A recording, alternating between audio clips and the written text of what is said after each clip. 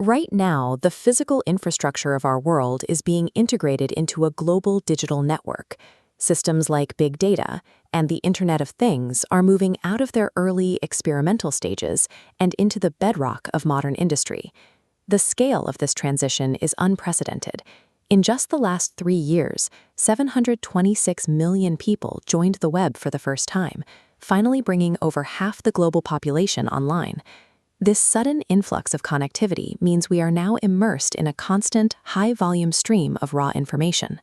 This shift is visible in how we navigate public spaces. New internet users are overwhelmingly opting for mobile devices and voice commands over traditional computing, prioritizing speed and immediate access. Domestic life follows a similar trajectory. In 2017, less than a third of U.S. homes used smart technology.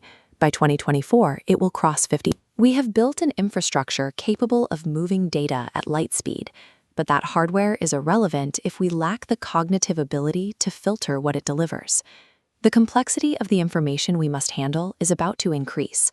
Artificial intelligence is entering a phase of mainstream viability, moving into the core of the workplace. By 2030, McKinsey estimates that 70% of companies will adopt at least one AI technology, making machine-generated data a standard part of the human workflow. At the same time, the field of bioscience has the potential to be equally transformative in the 2020s. Technologies like CRISPR are now being used to edit genomes to fight cancer, combat inherited diseases, and even prep animal organs for human transplant. Managing the risks and rewards of these systems depends on a specific skill, the ability to parse high-density technical documentation and abstract research. Because advancements in these technical fields are almost always mediated through text, reading comprehension serves as our primary interface for complex knowledge.